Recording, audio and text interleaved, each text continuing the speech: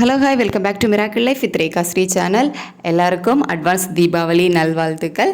So உங்களுக்கு இப்போ தான் குழந்தை பிறந்திருக்குது, நியூ பார்ன் வச்சுருக்கீங்க அப்படிங்கும்போது நம்ம தீபாவளி அன்னைக்கு எந்த மாதிரி விஷயங்கள்லாம் செய்யலாம், செய்யக்கூடாது, குழந்தைய எப்படி பத்திரமா பார்த்துக்கணும், ஸோ இந்த மாதிரி சில விஷயங்கள் பற்றி தான் இந்த வீடியோவில் கொஞ்சம் டீட்டெயிலாக பார்க்க போகிறோம். ஸோ மேக்ஸிமம் எல்லாருக்கும் தெரியும், ஸோ இருந்தாலும் சின்ன ஒரு அட்வைஸ் மாதிரி எடுத்துக்கோங்க. ஸோ நீங்கள் உங்களுக்கு இப்போ குட்டி குழந்தைங்க இருக்காங்க, நியூ பார்ன் வச்சுருக்கீங்க, உங்களுக்கு இப்போ தான் குழந்தை பிறந்திருக்குது அப்படிங்கும்போது குழந்தைங்களுக்கு இந்த பட்டாசு சத்தம் அப்படிங்கிறது பயப்படுவாங்க. இப்போ நார்மலாக குழந்தைங்க அந்த சத்தம் கேட்டாலே பயப்படுவாங்க. ஸோ அது குட்டி குழந்தைங்க அப்படிங்கும்போது ரொம்ப பயப்படுவாங்க, கிராங்கியாக இருப்பாங்க, அழுவாங்க. ஸோ அவங்களுக்கு ஒரு கம்ஃபர்டபுள் இல்லாமல் குழந்தைங்க அப்படி டிஸ்டர்ப்டாக இருப்பாங்க. ஸோ அதனால் அதிகமாக பட்டாசு வெடிக்கக்கூடிய இடங்களுக்கு இல்லை அதிகமாக பட்டாசு வெடி சத்தம் வருது அப்படிங்கும்போது குழந்தைய அந்த இடத்துக்குலேருந்து கொஞ்சம் மாற்றி வச்சுக்கோங்க. அதாவது எந்த இடத்துல நீங்கள் எந்த ரூமில் இருந்தீங்க அப்படின்னா அதிகமாக பட்டாசு சத்தம் உள்ளே வராதோ, ஸோ அந்த மாதிரி பார்த்து குழந்தைங்கள அதிக பட்டாசு சத்தம் வராத இடங்களில் பத்திரமா பார்த்துக்கோங்க. அதுக்கப்புறம் அந்த பட்டாசுலேருந்து வரக்கூடிய புகைகள், ஸோ அதுவும் ரொம்ப மோசமானது தான். அதில் நிறைய ரசாயனம் இருக்கும். ஸோ அந்த புகையை நம்ம சுவாசித்தோம், அதுவும் நம்ம குழந்தைக்கு அப்போ தான் அவங்க புதுசு, அவங்க அப்போ தான் சுவாசிக்கவே பழகியிருப்பாங்க. ஸோ அவங்களுக்கு அந்த காற்று மாசுபட்டு அதெல்லாம் அவங்க சுவாசித்தாங்க அப்படின்னா ஏதாவது சுவாச பிரச்சனைகள் வருவதற்கான வாய்ப்புகள், அவங்களுக்கு மூச்சு விடுறதுக்கு கஷ்டமாக இருக்கலாம். ஸோ அதனால் அந்த மாதிரி புகைகள் வராமல் கொஞ்சம் பார்த்துக்கோங்க. ஸோ முக்கியமாக பட்டாசெல்லாம் வெடிக்கிறாங்க அப்படிங்கும்போது அந்த இடங்களுக்கு குழந்தைங்களை தூக்கிட்டு போகாதீங்க. அந்த பட்டாசு வெடிக்கிற இடம், பட்டாசுலேருந்து வரக்கூடிய அந்த சத்தம், பட்டாசுலேருந்து வரக்கூடிய புகை, ஸோ இது எல்லாமே பேபிக்கு கண்டிப்பாக செட் ஆகாது. ஸோ அதெல்லாம் கொஞ்சம் அவாய்ட் பண்ணிக்கோங்க. ஸோ நியூ பார்ன் வச்சுருக்கீங்க அப்படிங்கும்போது பக்கத்தில் கொஞ்சம் பட்டாசுகளை வெடிக்காமல் கொஞ்சம் தூரமாக வெடிச்சிங்க அப்படின்னா ரொம்ப நல்லது. தீபாவளி வீட்டெல்லாம் சுத்தம் பண்ணுறேன் அப்படின்னு சொல்லிக்கிட்டு வீட்டுக்குள்ளே பெர்ஃப்யூம் அடிக்கிறது, ஸ்ப்ரே அடிக்கிறது, ஸோ வாசனை வரணும், நல்லா இருக்கணும், நல்லா ஸ்மெல் வரணும் ரூமில் அப்படின்னு சொல்லிட்டு அந்த மாதிரி பெர்ஃப்யூம்ஸ், ரூம் ஸ்ப்ரே இதெல்லாம் கண்டிப்பாக அடிக்காதீங்க. ஏன்னா கண்டிப்பாக இந்த ஸ்மெல் எதுவுமே குழந்தைக்கு செட் ஆகாது. ஸோ குழந்தைங்களுக்கு மூச்சு விடுறதுக்கு அந்த ஸ்மெல் எல்லாமே அவங்களுக்கு கம்ஃபர்டபுளாக இருக்காது, டிஸ்கம்ஃபர்ட்டாக தான் இருக்கும். ஸோ குழந்தைங்களுக்கு அந்த ஸ்மெல்ஸ், வாசனை அதிகமாக வரக்கூடிய அந்த பெர்ஃப்யூம்ஸ் எல்லாம் கண்டிப்பாக அடிக்காதீங்க. முக்கியமாக அந்த ரூம் ஸ்ப்ரே இதெல்லாம் அவாய்ட் பண்ணிவிடுங்க. அதாவது நம்ம இப்போ வீட்டை சுத்தம் பண்ணுறோம் அப்படின்னு சொல்லிட்டு ஹெவியாக பெர்ஃப்யூம், அதாவது ஹெவி ஸ்மெல் வரக்கூடிய லோஷன்ஸாக இருக்கட்டும், ஏதோ ஒன்று நீங்கள் யூஸ் பண்ணி வீட்டை சுத்தம் பண்ணுறீங்க அப்படின்னா குழந்தைங்க இருக்காங்க, நியூ பார்ன் இருக்குது அப்படிங்கும்போது கண்டிப்பாக அதை கொஞ்சம் அவாய்ட் பண்ணிக்கோங்க. அதிக ஸ்மெல் வராததை பார்த்து யூஸ் பண்ணிக்கோங்க. நெக்ஸ்ட் பார்த்திங்க அப்படின்னா தீபாவளி புது ட்ரெஸ்லாம் எடுத்திருக்கீங்க அப்படின்னா குழந்தைக்கு கம்ஃபர்டபுளான ட்ரெஸ் மட்டும் வியர் பண்ணுங்கள். அதாவது ரொம்ப குழந்தைக்கு அழுத்தம் கொடுக்கக்கூடியது, குழந்தைங்களுக்கு செட் ஆகாதது, குழந்தைங்களுக்கு அதிக சூடு தரக்கூடியது, ஸோ அந்த மாதிரி ட்ரெஸ் எல்லாம் அவாய்ட் பண்ணிக்கிட்டு குழந்தைங்களுக்கு எந்த ட்ரெஸ் கம்ஃபர்டபுளாக இருக்கும் அப்படிங்கிறத பார்த்து வியர் பண்ணுங்கள். கொஞ்சம் தளர்வாக இருக்கக்கூடிய ஆடைகளே குழந்தைங்களுக்கும் ப்ரிஃபர் பண்ணுங்கள்.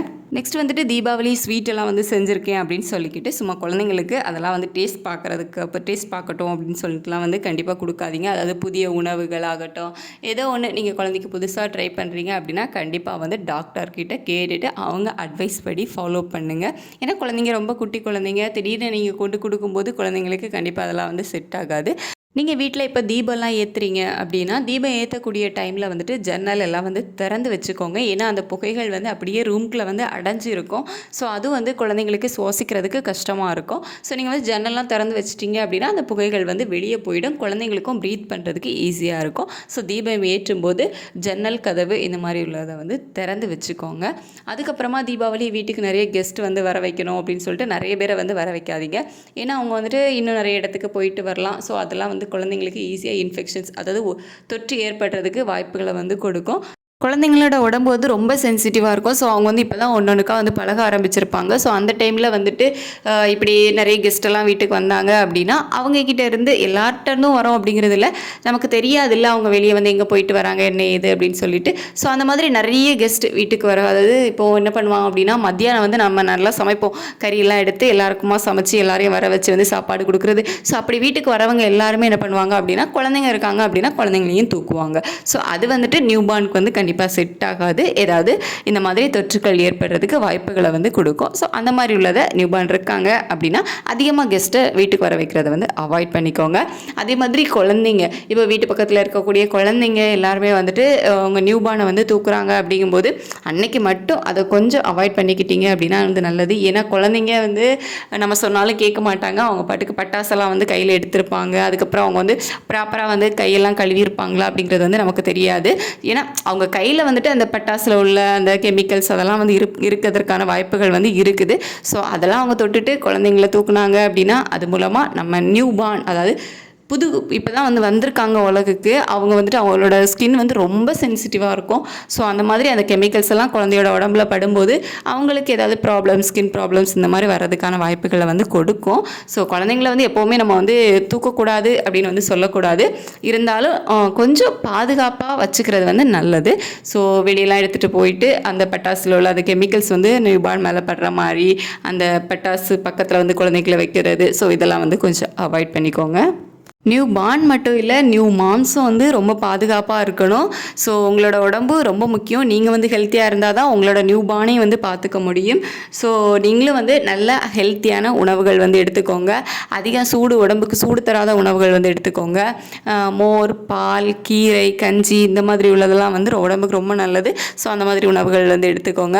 அதே மாதிரி குழந்தைக்கு நீங்கள் வந்து தாய்ப்பால் கொடுத்துட்ருப்பீங்க. ஸோ எதெல்லாம் வந்துட்டு பால் சுரப்பு அதிகமாக இருக்கும் அப்படிங்கிறத பார்த்து, முக்கியமாக உங்கள் உடம்பு வந்து ஹைட்ரேட்டாக வச்சுக்கோங்க.